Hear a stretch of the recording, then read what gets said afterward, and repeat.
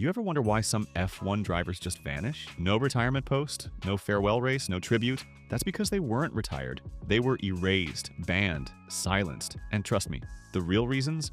You've never heard them like this before. Let's rewind to where it all began, the 1950s. Back then, F1 wasn't a sport. It was survival with sponsorships. Cars were flimsy metal bullets, there were no safety belts, and helmets were nothing more than leather caps. Drivers were like fighter pilots without wings, and the track, a place where death casually strolled between corners. But even in this era of reckless bravery, there were those who went too far, like Harry Schell. This man wasn't just aggressive, he was out for chaos. In a 1958 qualifying session at Silverstone, Harry was frustrated that midfielders were blocking his hot lap. So what did he do? He slammed on his brakes mid-corner, on purpose to teach them a lesson. Behind him, a six-car pileup exploded in seconds. Flames, twisted chassis, and screaming radios. When the dust settled, two drivers were hospitalized and one nearly lost his leg. Schell? He climbed out of the car, laughed, and told a reporter, "That's racing. They should have backed off."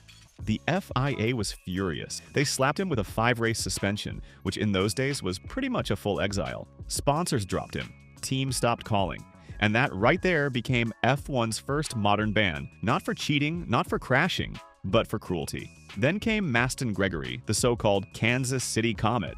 Gregory was fast, wild, fearless. He'd once jumped out of a moving car at 160 kilometers per hour to avoid a crash.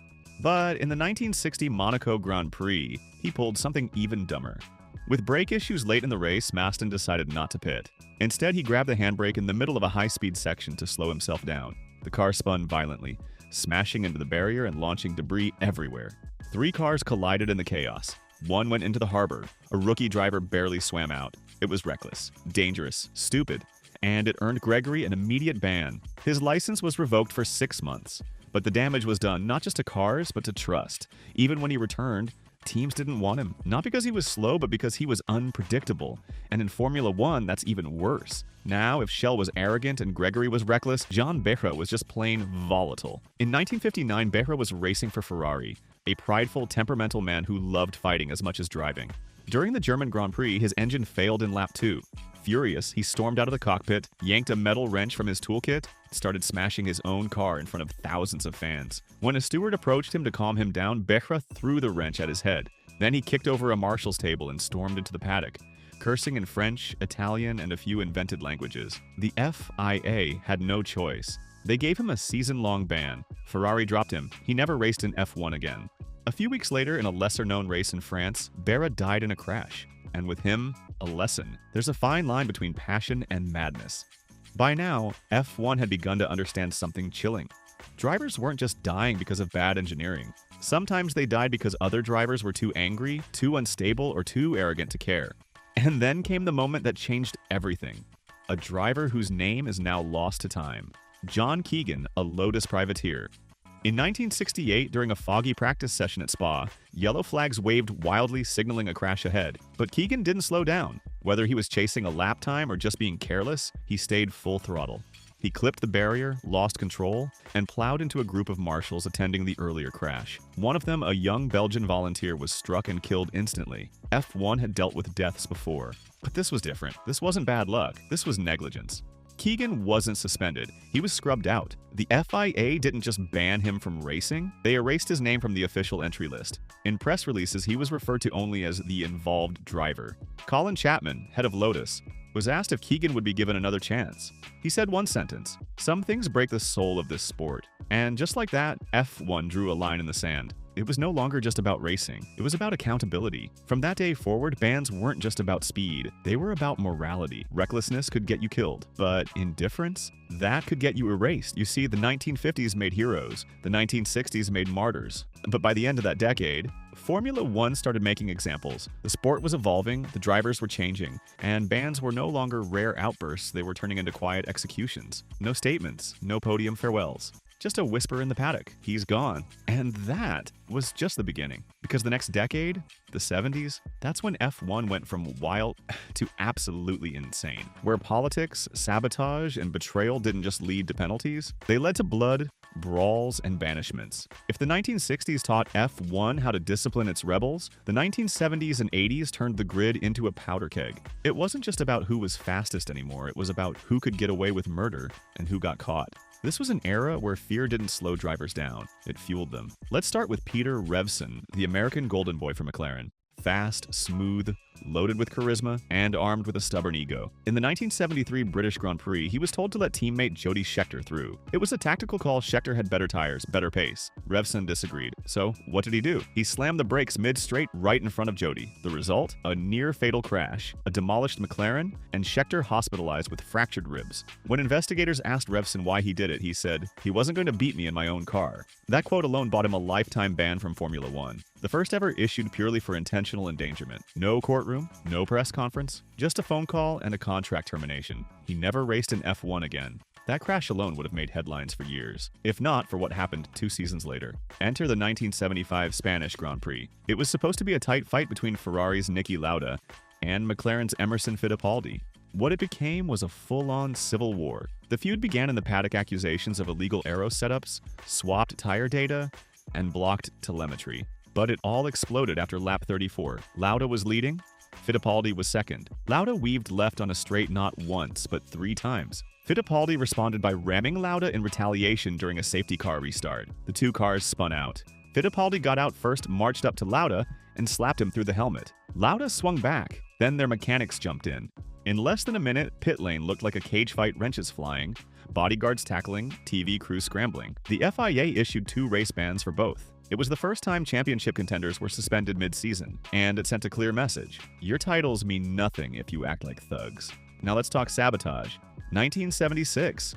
The year Ferrari got greedy. They'd been dominating with Niki Lauda, but behind the scenes they were cheating better than anyone had ever cheated before. A leaked memo revealed that Ferrari's engineers were tampering with fuel cell capacities. They added hidden compartments that inflated mid-race, allowing the car to carry more fuel without detection. It gave them longer stints, more power, and eventually, more podiums. But their luck ran out at the Austrian Grand Prix.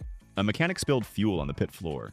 The stench was weird, not standard octane. The FIA took notice. They cracked open the fuel cell and discovered 3 hidden channels routed through the chassis. A performance boost estimated to be worth nearly 0.7 seconds per lap. The fallout was instant. The car was disqualified. Team fined. But here's the twist: Ferrari's lead driver, Clay Regazzoni, was also slapped with a year-long ban. Why? Because he knew. He had signed off on the setup changes and refused to report the violations. The FIA labeled him complicit. His racing license was frozen. Ferrari had to let him go, and Regazzoni's reputation never recovered. The message was chilling. Even if you don't cheat, covering for cheaters makes you just as guilty. But none of that compares to what came next. Didier Pironi, a name that still triggers debates in F1 forums. It was Imola, 1982. Gilles Villeneuve was leading. Pironi was second. The team ordered both drivers to hold position. Villeneuve trusted him. Pironi didn't care. He passed him on the final lap, snatching the win, breaking the pact, and shattering their friendship. Gilles was livid. He vowed never to speak to Pironi again. 2 weeks later, in Zolder, Belgium, Villeneuve was killed in qualifying, and many, even today, believe his rage pushed him too far.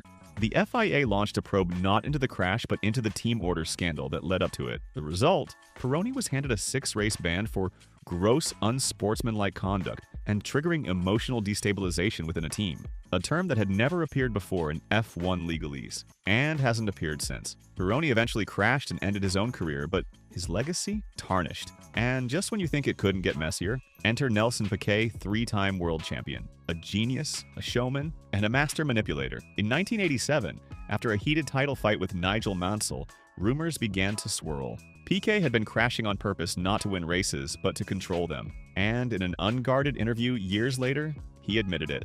At Silverstone, he claimed, "I knew the safety car would come. I hit the barrier lightly, just enough to make a caution. At Monza, I tapped a tire stack. Slowed the field, won the race." The FIA quietly investigated. Telemetry matched his story. Deliberate crashes, manipulated race outcomes, 3 races confirmed, multiple championship implications. The punishment? His 1987 points were voided retroactively. His 3rd title was stripped from record books unofficially. And Piquet received an 18-month driving ban. He never admitted wrongdoing publicly again. But the damage was permanent. It was the first time a world champion was erased. The world saw that even royalty could bleed. And that Formula One's obsession with power didn't just exist in the cockpit. It bled through garages, back rooms, and political hallways lined with silencers. So what did F1 learn from the 70s and 80s? That speed wins races, but lies, violence, and betrayal can can end careers faster than any crash ever could. And just when you thought we had hit the peak of controversy, the 2000s came along with cameras, social media, and billion-dollar scandals. Because in the next chapter, we're not just dealing with bands, we're dealing with conspiracies so big they made the entire world watch. If the 80s were the age of sabotage and ego, then the 2000s, they were the era of surveillance, silence, and scandal. By now, F1 had cameras on every car, mics in every helmet, sensors in every corner. But somehow, the bands got even dirtier, more political, more secretive. It wasn't just about dangerous driving anymore, it was about how far you could go before the truth caught up. Let's start with the biggest open secret of them all, Crashgate. It was 2008, Singapore Grand Prix. Renault was desperate. Fernando Alonso, their golden boy, was stuck mid-pack. No strategy could save the race. So team principal Flavio Briatore and engineer Pat Simons did the unthinkable. They ordered rookie driver Nelson Piquet Jr. to crash on purpose. On lap 14, Piquet slammed into the wall, triggering a safety car. Alonso, having conveniently pitted just before, inherited the lead and won. At first, it looked like strategy genius. But a year later, Piquet, now dropped from the team, spilled everything. Emails, radio transcripts, setup sheets, all pointing to a premeditated crash. The fallout? Flavio Briatore lifetime ban, Pat Simons 5-year suspension, Renault fined $50 million and threatened with total expulsion. But here's the twist. Piquet Jr. walked free, immunity in exchange for testimony. Fans were split. Some said he saved the sport. Others said he weaponized a lie. Either way, Crashgate shattered the illusion that F1 was immune to corruption. And it didn't stop there, because while Renault was crashing cars, McLaren was stealing secrets. Enter Spygate 2007. It started with a simple photocopy, a 780-page dossier leaked from Ferrari to McLaren's chief designer Mike Coughlin. It had everything: car schematics, fuel systems, tire data, even brake cooling diagrams. This wasn't espionage. This was blueprint theft on a corporate scale. When Ferrari caught wind, they didn't go to the FIA. They went to court. The investigation was brutal. Emails revealed McLaren engineers using Ferrari data in simulator runs. Alonso himself warned McLaren's boss that they were too deep. The result? McLaren was fined $100 million, the largest in F1 history. Their constructor points? Wiped. Mike Coughlin was banned indefinitely. Ferrari engineer Nigel Stepney? Banned for life. But the biggest controversy? Ron Dennis, McLaren's team principal, wasn't punished. Why? Because he claimed he didn't know. The FIA never proved otherwise. But fans weren't convinced. It was the first time in F1 where a ban felt selective. And while the teams were burning behind closed doors on the track, the drivers weren't much better. Let's talk about Yuji Ide, the first driver to be banned for being too slow. In 2006, Ide debuted with Super Aguri. He couldn't hold pace, couldn't follow lines, and during the San Marino GP, he rear-ended Christijan Albers, launching the car into a barrel roll. The FIA reviewed his onboard footage, and what they saw horrified them. Missed apexes, random gear shifts, braking 100 meters early. It looked like a video game on beginner mode. After just 4 races, Yuji Ide had his super license revoked. The first ban issued purely for lack of skill. It wasn't malicious, it wasn't scandalous, but it proved a painful truth. Not every F1 seat should be filled. And then came Maldonado. Pastor Maldonado is a name every modern fan knows, sometimes fondly, sometimes as a meme. But in 2012, at Spa-Francorchamps, his recklessness crossed a line. He jumped the start before the lights went out, refused to yield a position, then deliberately rammed into Hamilton during the safety car period. The stewards weren't impressed. He got multiple grid drops, a race ban warning, and probation. What saved him? Money. His sponsor, PDVSA Venezuela's state oil company, was funding the Williams team heavily. FIA couldn't afford to lose him, but behind the scenes, he was blacklisted. When his performance dropped in 2015, no one picked him up, sponsors pulled out, and just like that, Maldonado was unofficially banned. No press release, no headline, just silence. The modern way. And let's not ignore the pay driver politics. Do you know how many F2 champions never made it to F1? And how many mediocre drivers stayed because they brought money? It's called the soft ban. If you don't have funding or passport privilege, you're not racing no matter how fast you are. Guys like Callum Akelot, Robert Schwartzman, Nyck de Vries before his brief debut, all were left in the cold, while slower drivers with cash-filled briefcases got seats. Talent isn't always enough, and here's where it gets truly uncomfortable. Racial bias. Yep, even in F1. In 2008, Spanish fans showed up to preseason testing in blackface to mock Lewis Hamilton, a driver with no disciplinary history, no cheating, no controversy, and still he was booed and targeted more than any other racer on the grid. He wasn't banned, but others? Drivers with off-track scandals involving abuse, racism, or political outbursts, they simply vanished. Without statements. Without bans. Just quietly removed. It was optics over justice. And now we get to Nikita Mazepin. Technically, he wasn't banned, but let's be honest, he was pushed out. After a controversial video surfaced of him groping a woman, followed by his erratic driving, dangerous maneuvers, and failed race performances, the fans revolted. When the Ukraine-Russia war broke out, Ihas used the moment. They dropped him overnight. His family's billions? Useless. His reputation? Destroyed. And the silence from the FIA? Deafening. No statement, no procedure. Just exile. And that's the new face of F1 bans. Not loud, not formal, just final. So what does all of this tell us? F1 is speed. F1 is strategy. But most of all, F1 is politics, power, and perception. You can crash a car, you can sabotage a team, you can even steal secrets, but the moment you shake the foundations of trust, the moment you mess with the sport's soul, you're gone. Not every ban makes headlines. Not every exile is televised. But they happen. Quietly, brutally, permanently. Because in the world of Formula One, you don't just get black flagged, you get erased. And that, my friend, is what separates a scandal from a legacy.